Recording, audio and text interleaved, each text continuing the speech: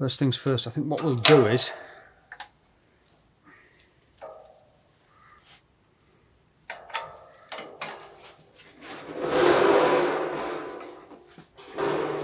we'll clean some of this residue off.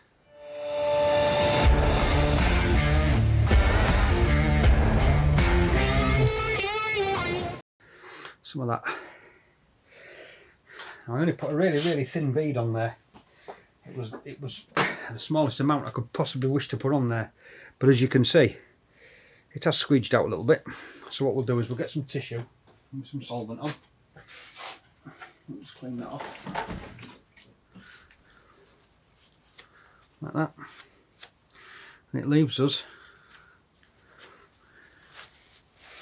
with nice clean engine casings.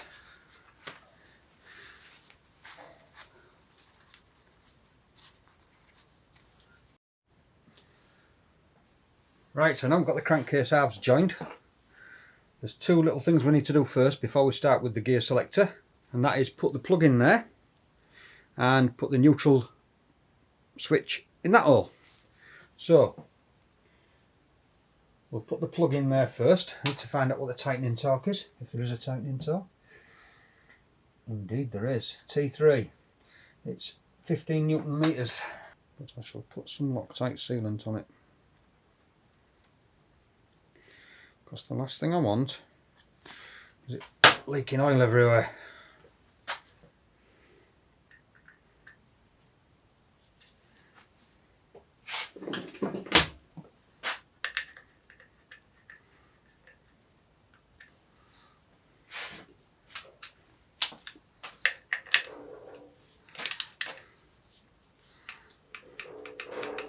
There we go. There's our neutral switch. Goes in there.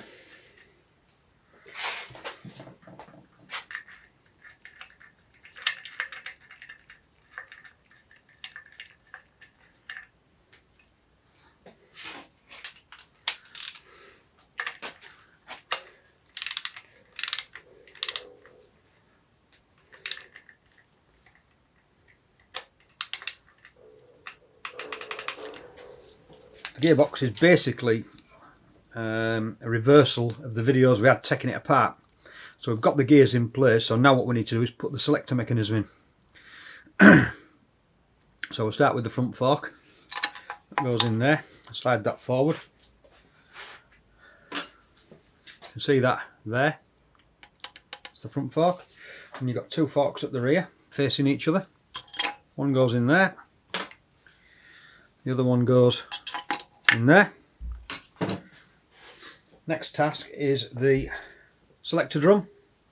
Well, the selector drum is inserted from the side. So if you put the selector drum in there,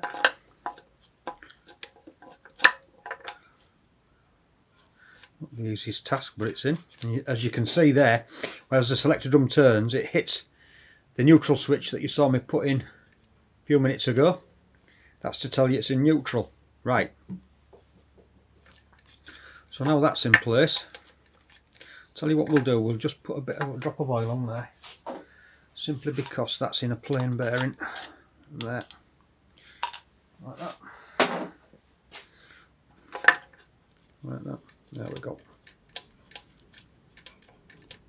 Right, so the next thing we need to do is locate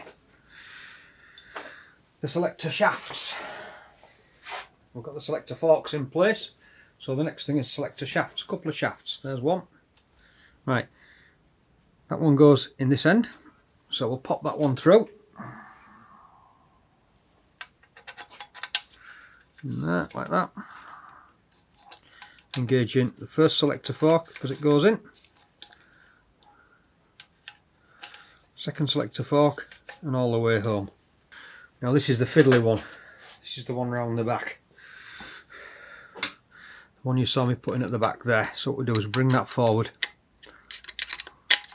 just rotate the shafts, and you just saw there it locates in the drum, and we pop our selector shaft in, and there we go. That's the selector mechanism in place. Very simple, very easy, very straightforward, nothing technical about it. Okay, so the next thing we need to do is to turn the engine on its side and put all the returning pins in. Otherwise, obviously, those shafts will just fall out. Backing them up. Okay, so we've got our selector forks in. So we need to put the retainer plate in now, which goes across there, locates and retains not only, go and drop it a little bit farther. That's it. Not only does it retain the bearing for the selector drum, it also retains the two shafts that hold the selector forks in place. So when we've got that in place, we'll drop our two screws in, put a tiny little bit of non-permanent Loctite on them, because you do not want them coming undone. Now the other difficulty with these screws is tightening them. So what I've chose to do may seem a little harsh, but I've chose to use an impact screwdriver. So we'll bottom them out like that, and the other one, and then we'll just nip them up like that. Okay, they're tight, there's no way they're coming out. So our selector drum now is firmly in place, our forks are firmly in place, our selector fork shafts are firmly in place. The next thing is the selector drum plunger. What that does is it holds the selector drum in whatever gear you select, and also in neutral. Okay, so we've got our spring in place over the post there. So the next thing is the actual arm itself. Now that is a really strong spring, so we'll put it in cockeyed to start with.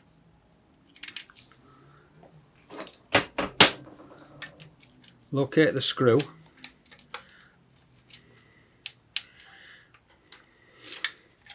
I know this is all, I'm all gloves, aren't I? As you can see, that then goes into there. But what we need to do first is tighten it, obviously. So what I'm going to do is I'm just going to nip that up.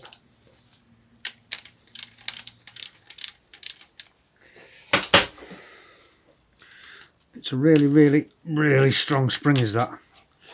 Really strong. And it'll have fingers if I aren't careful.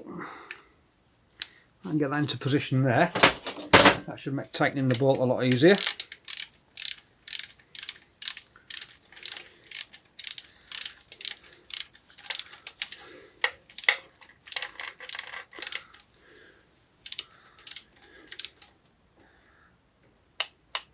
There we go.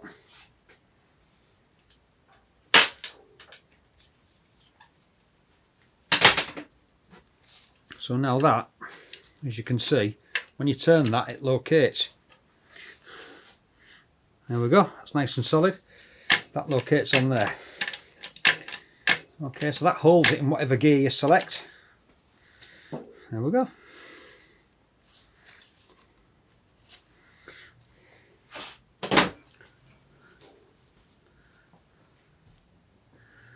So we've got selector drum, selector pole, the shafts, retainer plate. That's the selector mechanism more or less finished. There is the main selector shaft to go in. Yeah, I could pop that in next, I suppose. Nothing to stop us really. Our selector shaft, I'll show you the selector shaft. There's the selector shaft. It's got the funny fork mechanism on the end. And it goes all the way through. What I'll have to do first is just put a bit of tape on the end of that. Because otherwise when I push that in, it may damage the oil seal at the other end, and we don't want that, so we put some tape over the splines so we don't damage the oil seal at the other end. Just ordinary insulation tape, nothing spectacular. It's literally just to stop those splines, digging in to the oil seal, and that's it. That's all you need to do. So when you push that through, that tape will protect the oil seal. Okay, so we'll pop that in there. Drop of oil first, obviously. Drop of oil on their end.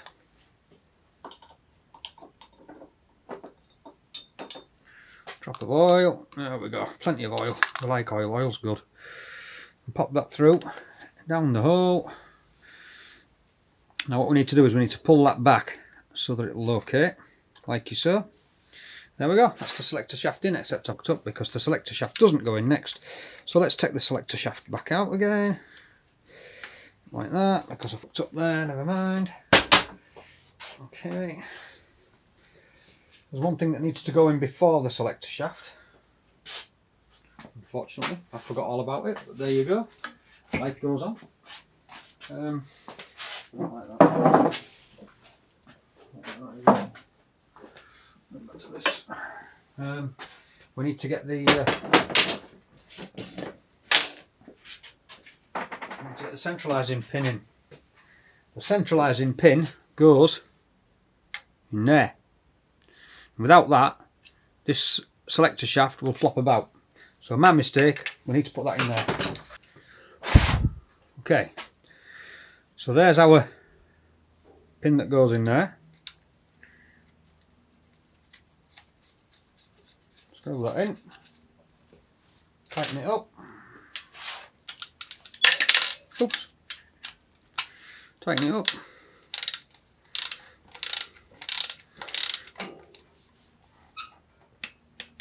there we go, that's that done. Now we can put the selector shaft in.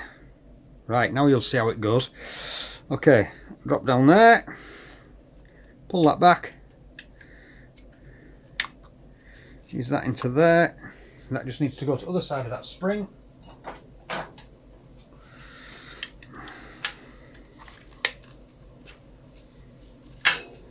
Like that. Not quite. Fun and games down at the ranch. There we go, it's in. That's it. It's in.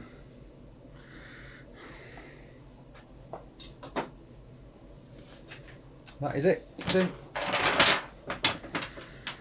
That's your selector mechanism finished.